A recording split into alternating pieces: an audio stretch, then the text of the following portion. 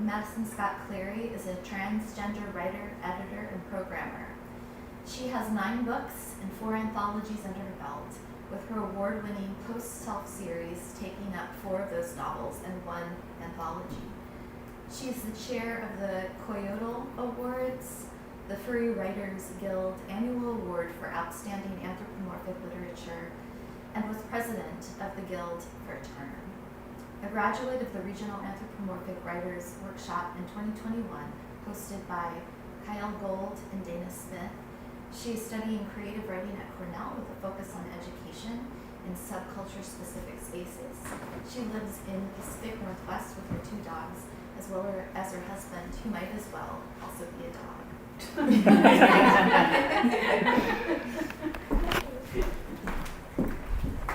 Hey, thanks.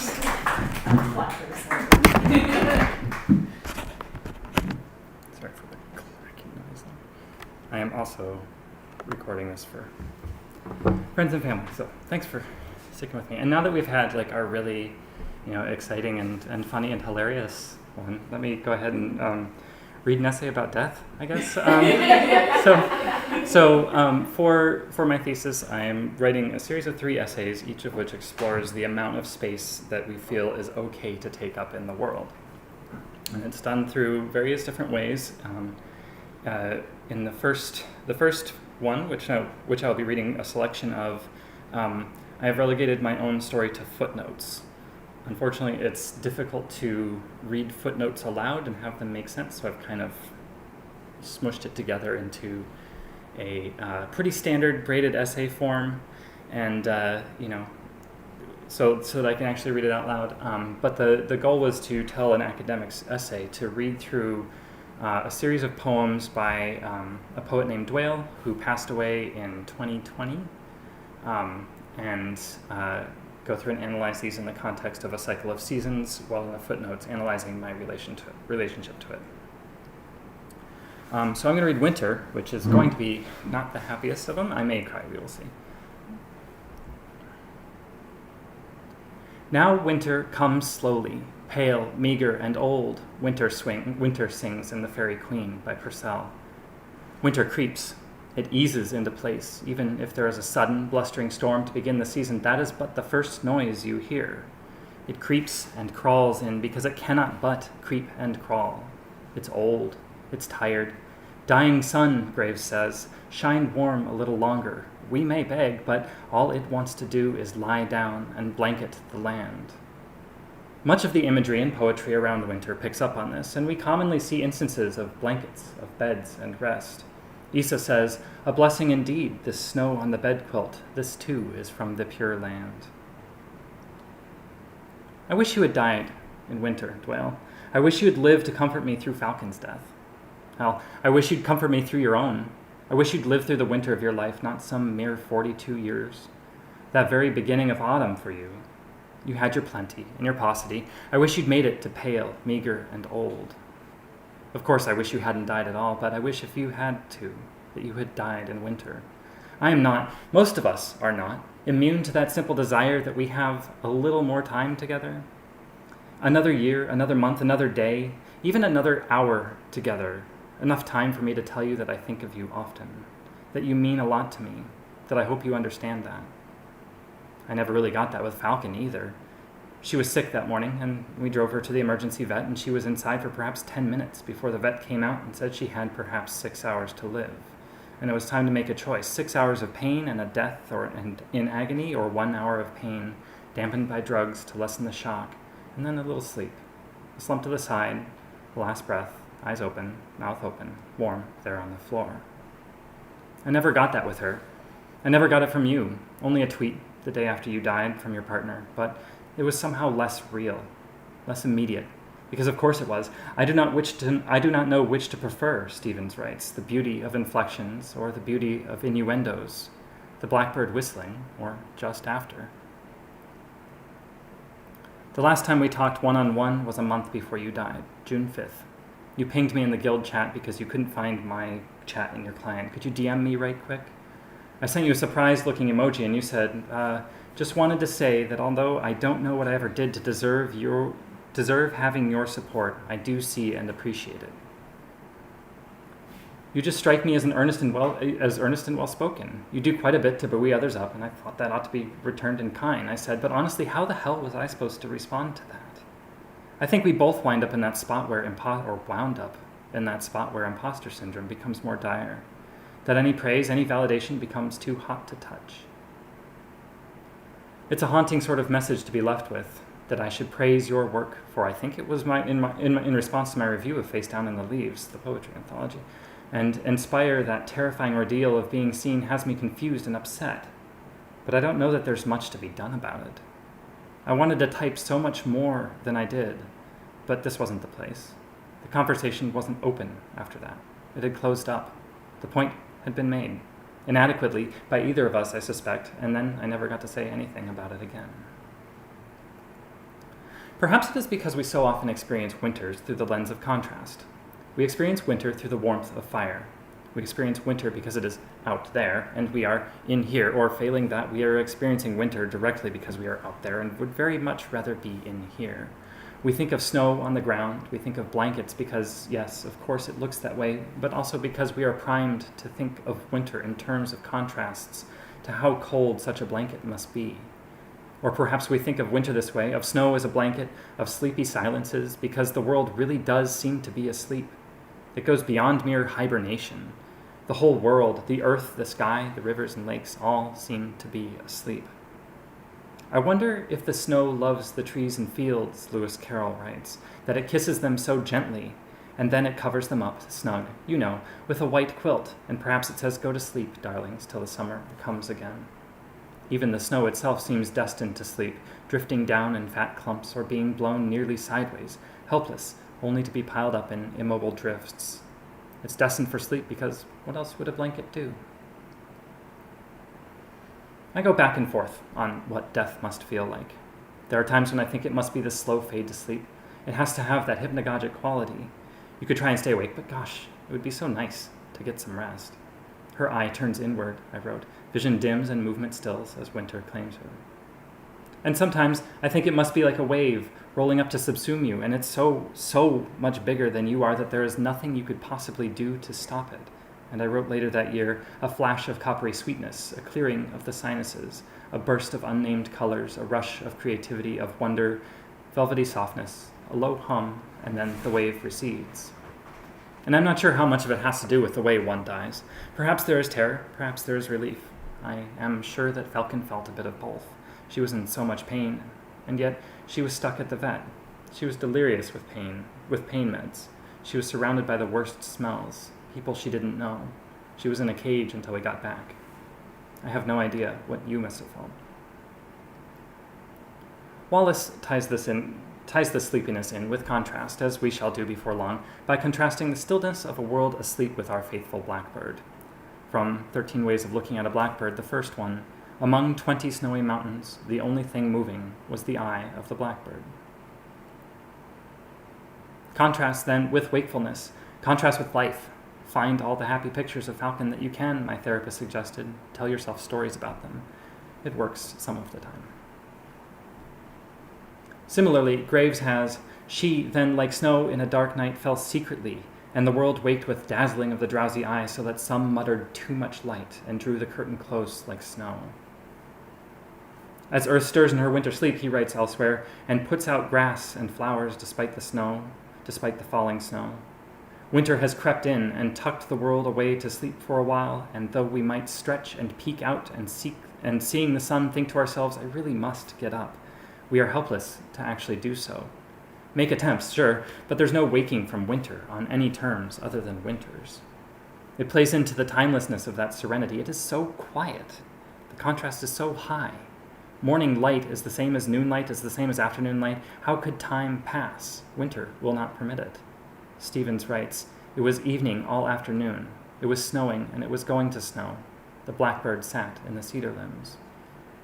And of course, we think of winter this way because of that very danger that keeps us inside. Winter, death season, can have snow as a funeral shroud as easily as a blanket. We are not in here simply because it is cold out there, but because that very cold brings death with it. Guidelines for reporting on suicide state that you should not report on the method with which someone killed themselves.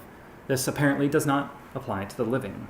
Terry Gross asked Allie Brosh during an episode of Fresh Air how she imagined committing suicide, and rather than keeping that close to her heart, the author explained that she had planned on freezing herself to death through a mechanism I won't describe. As the guidelines say, that has stuck with me. I think about it every time it gets cold, which I realize is the opposite of the death thoughts elsewhere in the year. Perhaps autumn is the season for thinking of fire, spring for leaping, and so on. And I thought about it that night after Falcon passed.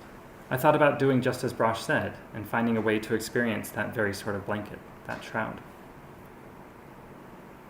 Issa says, "Is this it, then? My last resting place? 5 feet of snow." The discursive nature of this section might itself be related to the blunted vision of the world after snow. Or maybe I'm just riddled with memories. They pock my surface, keep me from moving smoothly through analysis. Could I write about the season of winter in more cohesive manner had not the ground been covered in that shitty slush the day after Falcon passed? How can we define the world around us when we can barely make out its edges? We cannot define winter because it's so blurry around the edges, obscured, defined by contrast, but only the contrast of blackbirds or bare tree limbs, rather than one hill from the next, one house from the next. We can only pin it down by walking those paths, one by one, heading up to the top of the hill and looking down from there, walking up the drive to get a better look at the numbers tacked to the side of the house. There are so many perhapses to be had, so many maybes. Better, I think, than if onlys and if I had justs. There's that wishful subjunctive, as always, would God that I had died for thee. I don't really feel that for you, Dwayne, and I don't know whether to feel sorry or grateful for that. I felt it for others, as is perhaps obvious, and it is one of the worst feelings I've had in my life. I am sorry that there is something about our friendship that precludes that. I guess. I'm more grateful that I don't have that feeling associated with our memories.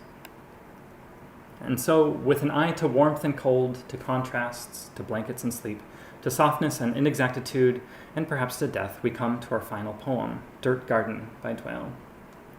My garden of foxtails and milk thistle, alive and wild, more so than tended rose and growth, has died. I killed them a little, the crabgrass, clumps, datura, and nettle. Time and time I commit these small murders. To whose benefit? I ask and wonder, the scent of sap on scuffed and bloody hands.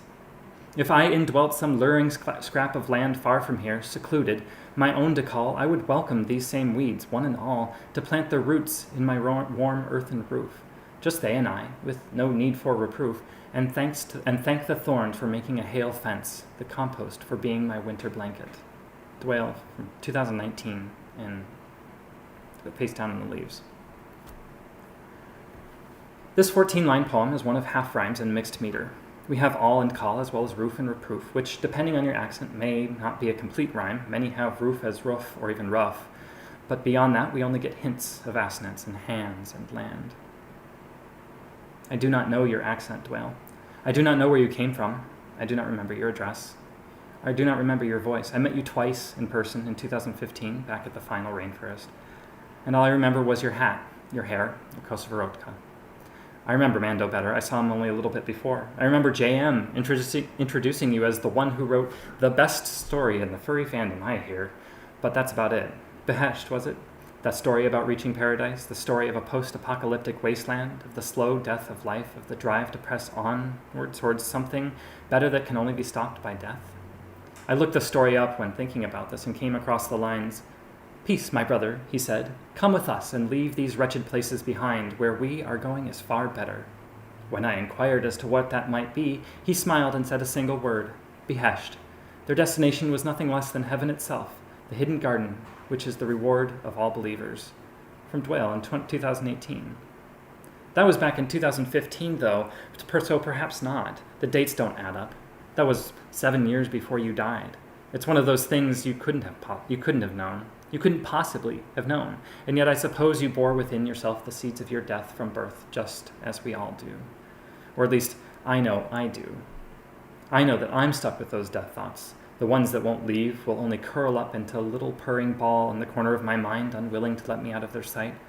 Only sometimes it feels it must traipse across my lap, as cats do, bunting its head against my arms, needle-sharp claws digging into my thighs, demanding that it receive the attention it's due. Think of me, it says. Think of me and dream of me. Pet me and stroke me. Tell me and let me know that you love me in your own fearful way. Cats. Death, a constant, refuses to leave. I start writing this essay on death, and then the vet calls. Your cat's asthma isn't just asthma. It's metastatic lung cancer. Just keep her comfortable. You who read this or hear it, or perhaps future Madison, I don't write this so that you feel sorry for me, but only a little validation. Whale dies, falcon dies, turtle is dying. Someone other than me must know. We come around once more to the cyclical nature of time, as subsequent rereads of the poem cycle us through multiple meanings. Once more, the first half of the poem focuses on concrete imagery, my garden of foxtails and milk thistle, the scent of sap on scuffed and bloody hands, and actions, I killed them a little, I ask and wonder, which, when contrasted against the turn toward the more hypothetical and contemplative second half, offers on second reading a sense of immediacy. On one's first read, one is confronted with the unwelcome nature of the real and the welcome nature of the hypothetical. These are weeds that must, according to some external source, be pulled, and yet, in some perfect world, one might welcome them in. In both of these cases, the tension lies in the volta halfway through, where one imagines that the poet will stand up from the toil, a pile of vegetation at its feet, wipe the sweat from its brow, and ask for the 100th time, time and time I commit these small murders to whose benefit? Time and time, these small deaths. I've read my Job. I've listened to my Bernstein. I know my right as God's creation to call them to account, and yet, if I summoned him and he answered me, I do not believe he would listen to my voice. Lord God of hosts, I call you to account. You let this happen, Lord of hosts, the narrator cries in Bernstein's Kaddish. And throughout that symphony, and though that symphony caught me up in whirls of meaning years ago when I first heard it, I don't think I understood this urge until these last few years. I lost Cullen, I lost Morgan and Tyrix and Brone, I lost Dwale, I lost Falcon, and now I'm losing Turtle. Tin God, your bargain is tin. It crumples in my hand, the narrator continues, and the words tear at me now. I've read my Job and I've listened to my Bernstein, and I know now what it means to call God to account. I know what it means to weep, to pull at my clothes, at my hair. I know what it means to have food turn to ash in my mouth. From the second read on, however, as the reader re-evaluates the work, we know that the garden in the first line is more than just a wistful statement, but a more active contrast from the external source.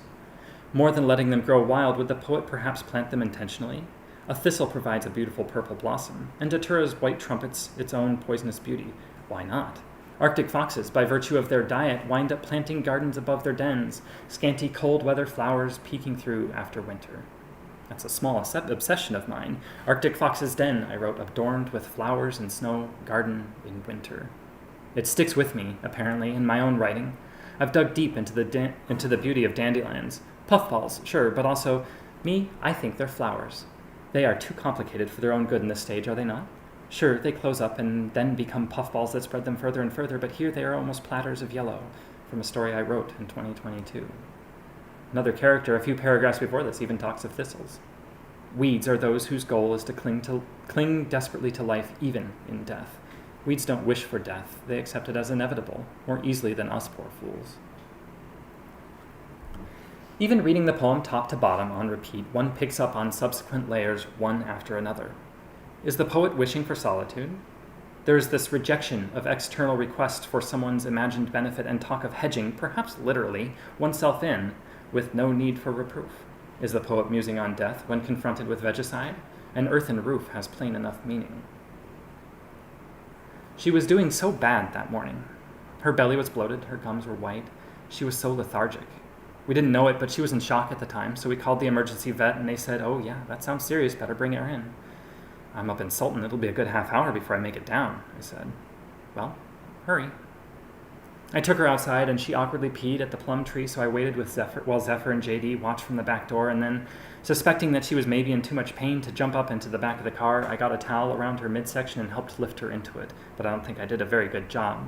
She didn't yelp out in pain or anything, but she looked so stunned once she'd made it into the back seat. She stared up at me with eyes that showed fear, showed pain, showed some existential terror that I didn't know yet, because I think she knew. Something about that shock that she was in left enough knowledge in her that I think she knew she was gone. I buckled her in by her harness and drove. I talked her all the way down to the hill to Snohomish. I told her it'd be okay, that I was hurrying, that I loved her. I told her that she'd be all right, that it was probably just bloat and that they could do surgery to fix that she'd be in pain for a few weeks, but she'd survive. She's only 9 after all, right? So many more years of chasing Zephyr around, so many more years of hurting the cat. I sat with her in the backseat of the car on hold with the emergency vet while she rested her head on my lap. I was so cramped back there. I'm so tall. My knees were smashed against the back of the driver's seat. She rested her head on the seat, nose hanging down into the messy footwell, and I pet her for nearly an hour as the hold music continued to play, interrupted by announcements to bring your pet in for vaccinations. Please do not hassle the staff. We offer natural treatments for horses. I listened to the "You are caller number N" messages. I waited while N ticked down 7, 6, 5, 4, 3, 3, 3, 3, 2, 2, 1, 1, 1.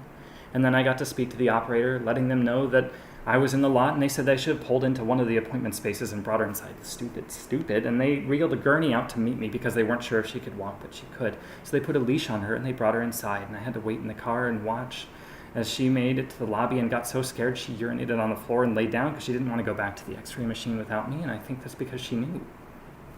She knew. She knew she was dying. She knew. She knew. She knew. And now, with Turtle, we finally have a chance for something else. We have weeks, maybe months with her. We don't have 8 hours of trauma that I'm sure I'll never be able to forget. That time will only blunt the impact, but never the memory. We know. We can journal her breathing and her energy, her mood. We can make these last weeks or months great for her. We can give her a little blob of sour cream every time she gets one of her steroid pills, a little treat to go with the bitterness. We know, so we can get her wet food to eat as well as dry. We know, so we can invite Ash and Mary up from whom we adopted her over to see her one last time, laugh at how Mary calls her the dirigible. We know because it's so much easier, and it's so much easier that way. We know. Had we known with Falcon, how much more time would have made a difference? Would it still have been traumatic if we'd had a few days with her rather than a few hours? Would I have been able to bring her home with some hefty painkillers to live a little longer by our sides or in our bathroom, since that's where she was hiding? Surely we could have made her life a good one those last few days. I'm still glad that her last meal that morning was some of that wet food she loved, even though it doubtless sat inside her bleeding belly undigested. JD and I still would have laid on the floor with her and watched her. But would JD have sobbed, come back? Would I have needed twice to step out of the room to deal with the paperwork, just so I wouldn't be around her still warm, yet still unalive body? And what with you, Dwayne?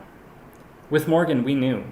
We had years to prepare for it because she lived so much longer than we had thought. Cancer claimed her in the end, but we knew, and she worked for FC, and I saw her that last time with her hair only freshly grown back from her recent chemo, and she laughed with me. That was a good time for me to compose a mental goodbye, even if only for myself. We didn't know with Margaret, and we didn't know with Margaret, and that hit me for days and days and days. We didn't know for Colin, and that hit me for weeks and months. And we didn't know for you, and now I'm doing my level best to process that through words. Who knows how successfully, because some part of me is trying to convince the rest of me that this isn't actually doing the work, that bathing in the grief in an attempt to define its center isn't moving on, and hoping against hope that that fantastical place where grief no longer claws at my insides is closer rather than farther away. And yet, even winter must die, yes. That, after all, is where we started.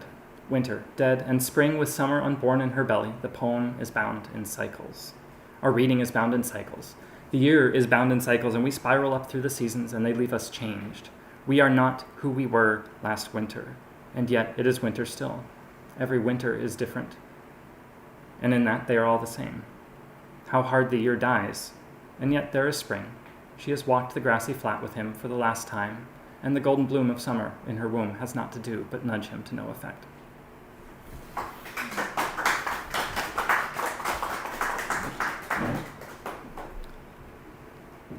Ooh, that was sad. Yeah, we had like this really happy, poetry reading. Well, just go ahead and. I was gonna say I hinted at death too, but not.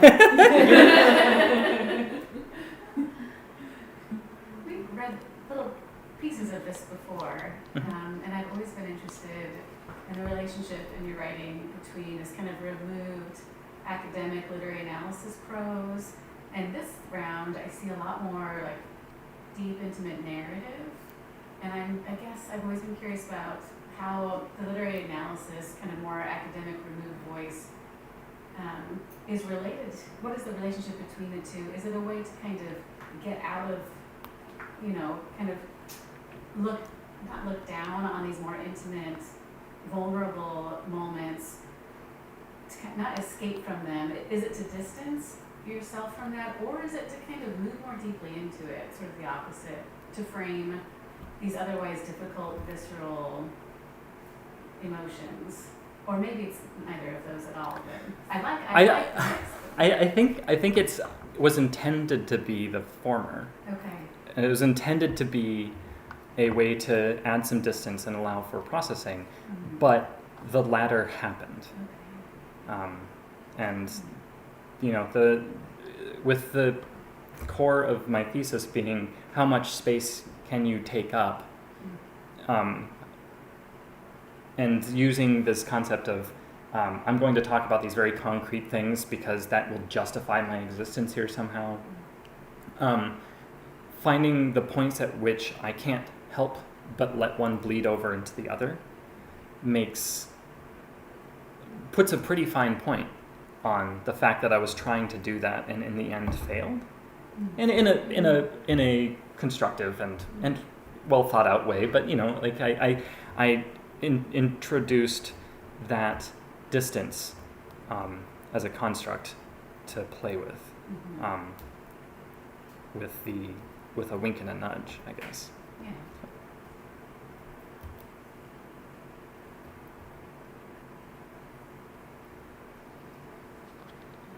Yeah, when you say that putting the concrete in was a way to justify your being here, Mm-hmm. could you talk a little bit more about that? Yeah, the arc of my thesis is that it will lead with this, where it's like my story, I want to take up as little space as possible in the world, because there's this view of being loud, of being large, of being tall and everything.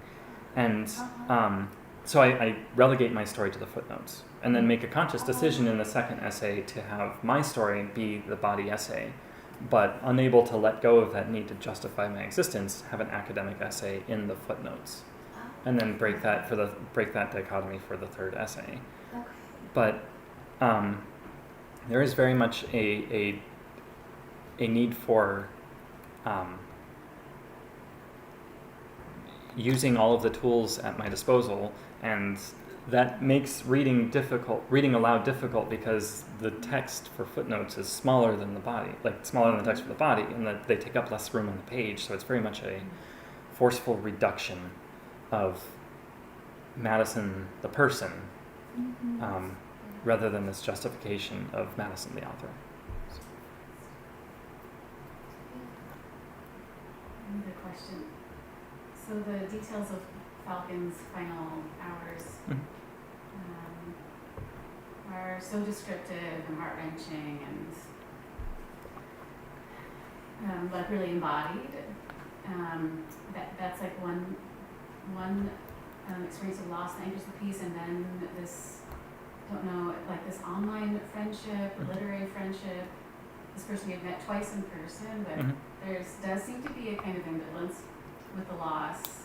I mean, of course, it's tragic, but also there's some sense of a removal, maybe a frustration with. I'm just wondering how those two losses inform one another. I think it was coming to terms with the immediacy of Falcon's death, with the someone coming into a group chat and dropping a link to a tweet saying, "Oh, this person who is one of the most valued members of this community passed away," and the tweet was like, "Well, Doyle has passed away. I'm not able to answer questions right now." Was so impersonal that it left me in particular, and I'm sure others, struggling to engage with its death in a way that felt emotionally grounded to reality. It was much easier for me to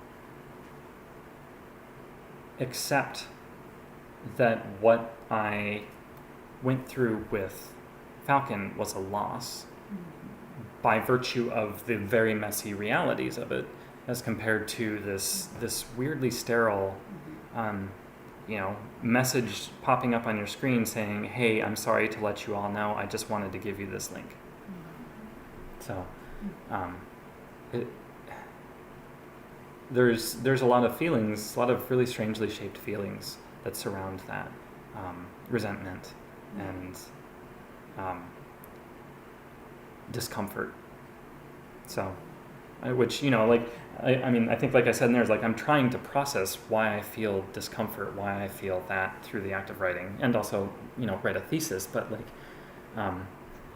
there's that, I think, thinking aloud by saying this, but maybe that is why I went with the academic, because it is kind of an uncomfortable writing style, and so there's this uncomfort around that loss. Mm-hmm. Yeah.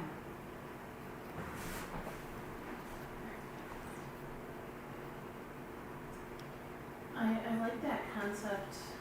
The way, just now the way you explained the physical spacing of the footnotes on the page versus the academic paper on the page, because something one word that always pops into my head when I'm thinking of your writing style in particular, and I guess the technical term would be that you have a very braided style, you weave, interweave, but I always just consider it almost like a spiral ever since like a control spiral, right? And that's something that I almost am envious in your work, is how well you control your spiral of different stories combining together, and so I almost wonder how do you determine as you're writing that balance of the correct number of footnotes to academic paper, that balance of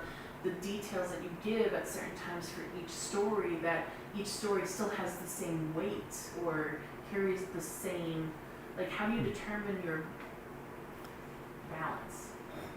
I think so.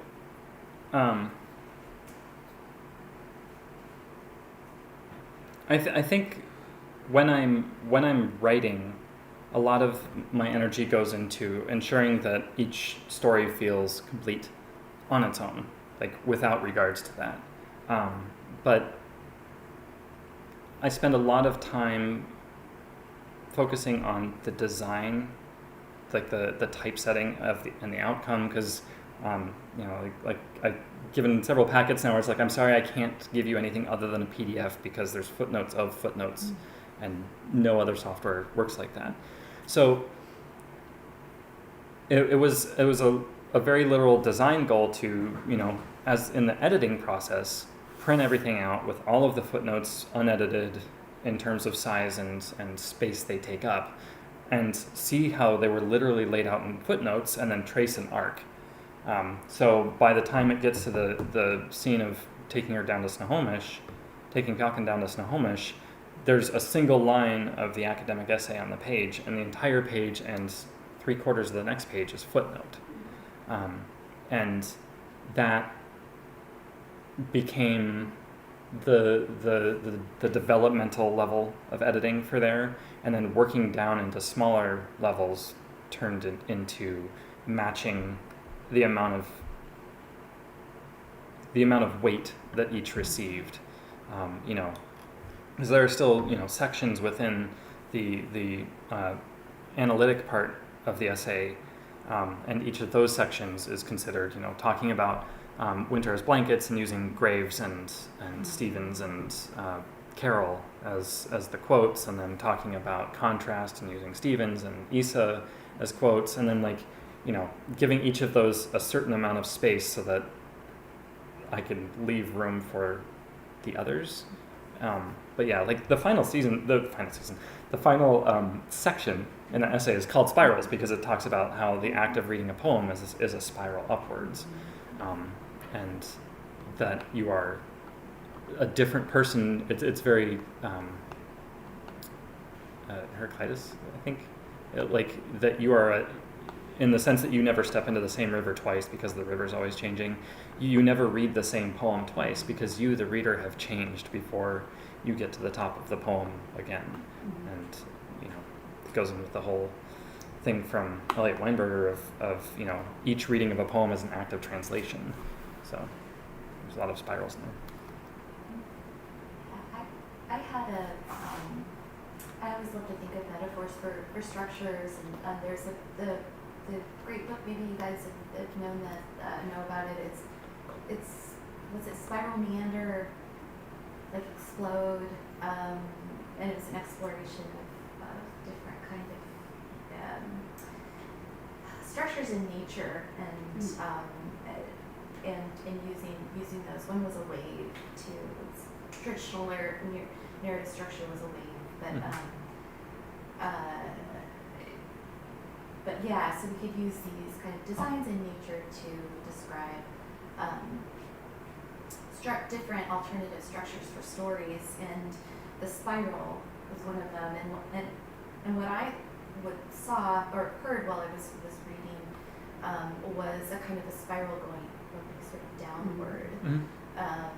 That there was maybe a sort of there's the central kind of traumatic experience of the dog's death that was kind of being circled around, and almost like a kind of trying to stay above it, sort of a not wanting to keep you sort of keep deferring it by going out to the different theories, and you're slowly finally getting there to that core of writing that experience, which it felt like maybe that was the hard part to writing. It was very much a I'm going to pretend that I can be like an apophatic, do apophatic definition here. I'm going to define what it's not first, and then fuck it, I actually have to define what it is.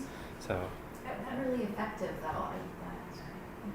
That part, and also there's the line about I don't tell you this so you pity me, but because essentially I'm going to bear witness to these losses, so it's not just me bearing the burden. And that to me really stood out also as essential. Weaving down into this truth.